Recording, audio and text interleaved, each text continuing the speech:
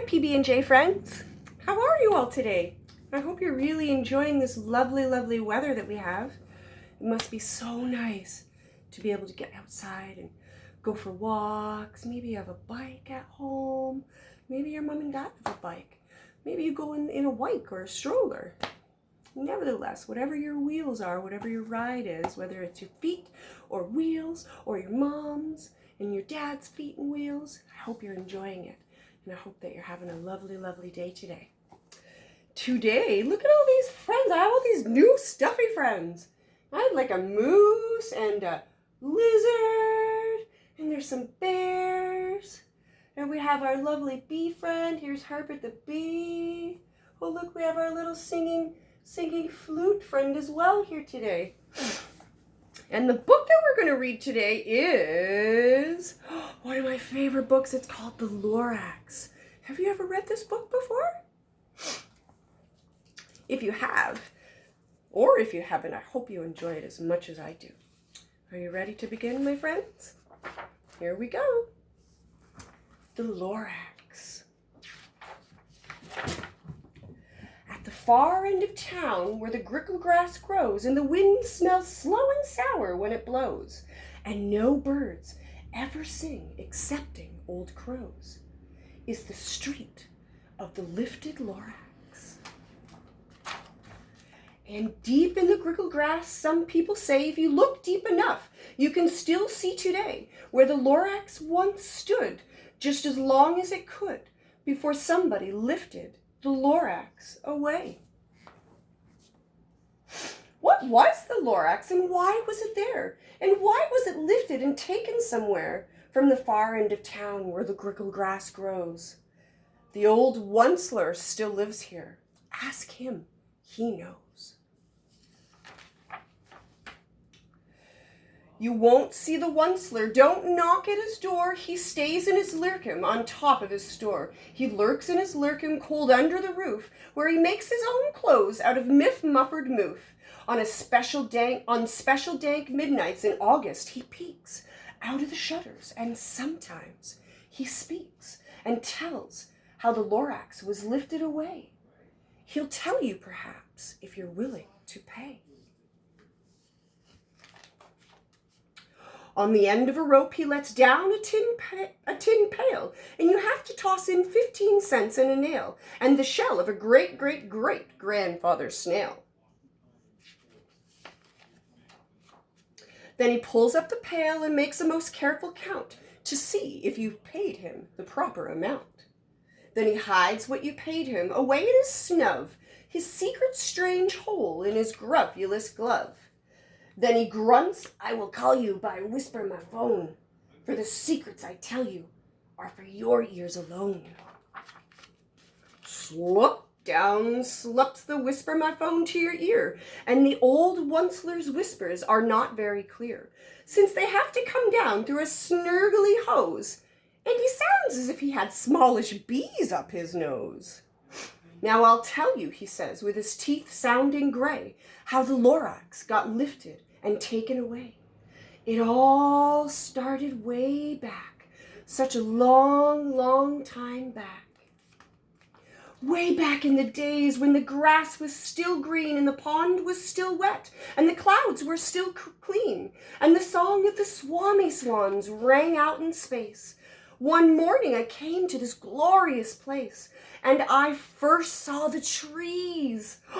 The truffula trees. The bright-colored tufts of the truffula trees, mile after mile in the fresh morning breeze. And under the trees, I saw brown barbaloots frisking about in their barbaloot suits as they played in the shade and ate truffula fruits. From the ripulous pond came the comfortable sound of the humming fish humming while splashing around.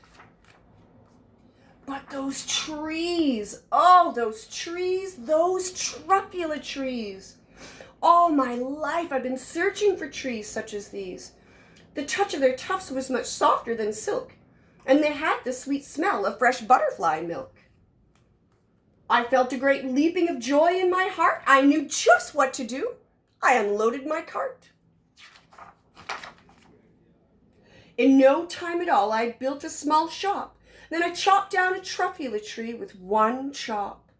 And with great skillful skill and with great speedy speed, I took the soft tuft and I knitted a thneed. The instant I finished, I heard a gazump. Oh! I looked, I saw something pop out of the stump of the tree I chopped down. It was sort of a man. Describe him.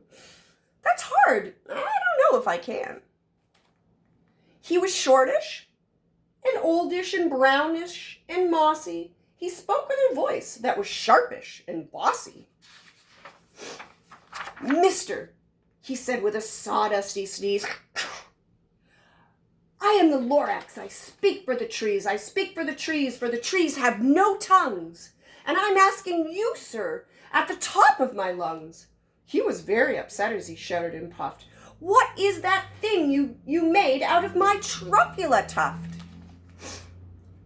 Look, Lorax, I said, there's no cause for alarm. I chopped out just one tree, and I am doing no harm. I'm being quite useful. This thing is a thneed. A thneed's a fine something that all people need. It's a shirt, it's a sock, it's a glove, it's a hat, but it has other uses. Yes, far beyond that. You can use it for carpets, for pillows, for sheets, or curtains, or covers for bicycle seats. The Lorax said, Sir, you are crazy with greed. There is no one on earth who would buy that fool thneed. But the very next minute I proved he was wrong, for just at that minute a chap came along and he thought the thneed I'd knit it was great, and he happily bought it for $3.98. I laughed at the Lorax. You poor silly guy. You never can tell what some people will buy. I repeat, cried the Lorax, I speak for the trees. I'm busy, I told him. Shut up, if you please. I rushed across the room, and in no time at all, I built a radio phone. I put in a quick call. I called all my brothers and my uncles and my aunts, and I said, listen here. Here's a wonderful chance for the whole Onceler family to get mighty rich. Get over here fast. Take the road to North Mitch, turn left at Weehawken, and sharp right at South Stitch. And in no time at all, in the factory I'd built, the whole Onceler family was working full tilt. We were all knitting thneeds just as busy as bees, to the sound of the chopping of truffula trees. Then, oh, baby, oh, did my business grow. Now chopping one tree at a time was too slow. So I quickly invented my super axe hacker, which whacked off 4 truffula trees at one smacker. We were making thneeds 4 times as fast as before, and that Lorax, he didn't show up anymore. But the next week he knocked at my new office door. He snapped, I am the Lorax who speaks for the trees, which you seem to be chopping as fast as you please, but I am also in charge of the brown barbaloots, who played in the shade in their barbaloot suits and happily lived eating truffula fruits. Now, thanks to your hacking my trees to the ground, there's not enough truffula fruit to go round. And my poor barbaloots are all getting the crummies because they have gas and no food in their tummies. They love living here, but I can't let them stay. They'll have to find food, and I hope that they may. Good luck, boys, he cried, and he sent them away. I, the Onceler, felt sad as I watched them all go, but business is business, and business must grow, regardless of crummies and tummies, you know. I meant no harm. I most truly did not. But I had to grow bigger, so bigger I got. I biggered my factory, I biggered my roads, I biggered my wagons, I biggered the loads of thneeds I shipped out. I was shipping them forth to the south, to the east, to the west, to the north. I went right on biggering, selling more thneeds, and I biggered my money, which everyone needs. And then again, he came back. I was fixing some pipes when that old nuisance Lorax came back with more gripes. I am Lorax. He coughed and he whiffed, he sneezed and he snuffled, he snargled and he sniffed. I am the Onceler, he cried with a crupulous croak. Onceler, you're making such smogulous smoke. My poor swami swans, why they can't sing a note. No one can sing who has smog in his throat. And so, said the Lorax, please pardon my cough. They cannot live here, so I'm sending them off. Where will they go? I don't hopefully know. They may have to fly for a month or a year to escape from the smog you've smogged up around here. What's more, snapped the Lorax, his dander was up. Let me say a few words about Gluppity-Glup. Your machinery chugs on day and night without stop, making Gluppity-Glup also schloppity-schlop. And what do you do with this leftover goo? I'll show you, you dirty old Onceler man, you. You're glumping up the pond where the hummingfish hummed. No more can they hum, for their gills are all gummed. So I'm sending them off. Oh, their future is dreary. They'll walk on their fins and get woefully weary in search of some water that isn't so smeary. And then I got mad. I got terribly mad. I yelled at the Lorax, now you listen here, Dad. All you do is yap, yap, and say bad, bad, bad, bad. Well, I have my rights, sir, and I'm telling you I intend to go on doing just what I do. And for your information, you Lorax, I'm figuring on biggering and biggering and biggering and biggering, turning more truffula trees into thneeds, which everyone needs. And at that very moment, we heard a loud whack. From outside in the fields came a sickening smack of an axe on a tree. And then we heard that tree fall. The very last truffula tree of them all.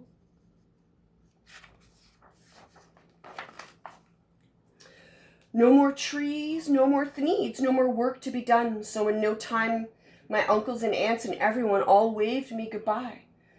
They jumped into my cars and drove away under the smoke-smuggered stars.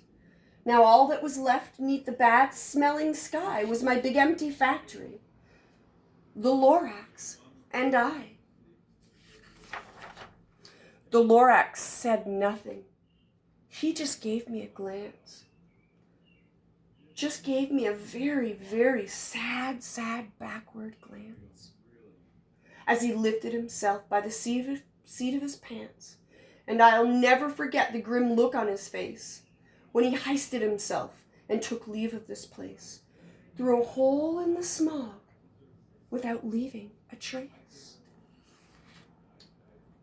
And all the Lorax left here in this mess was a small pile of rocks with the one word, unless. Whatever that meant, well, I just couldn't guess. That was a long time ago, but each day since that day, I have sat here and worried away.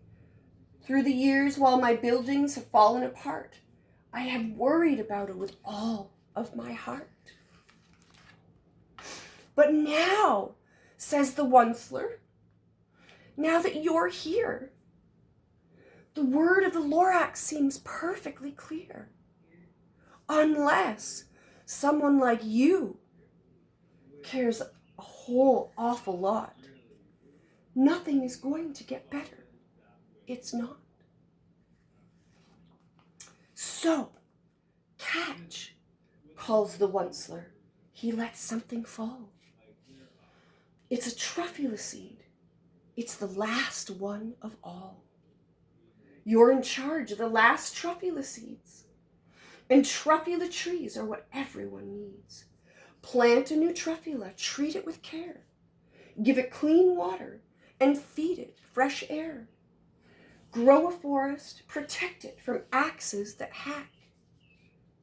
Then the Lorax and all of his friends may come back.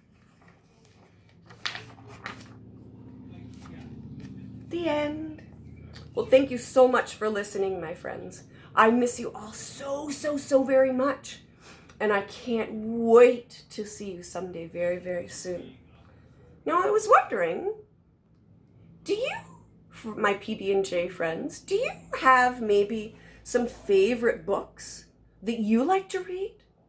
If you have a favorite book and you'd like to give me a suggestion about something that I can read for next week, why don't you ask your mama or your papa or your dad or your grandma or your grandpa or whoever it is that you live with, why don't you ask one of your loved adults to send Jen a message on Facebook telling me what would be your favorite book for me to read. Okay? I would really love to know that. I love you so very much, my friends. Have a really great day and an even better weekend. I think the sun is going to shine all weekend. It's going to be so warm, so I hope you all enjoy that warm sunshine on your face. See you later, alligators. Look! Bye-bye, butterflies. After a while, crocodiles. And what's the next one? See you soon, you big baboons. I love you, friends. See you later.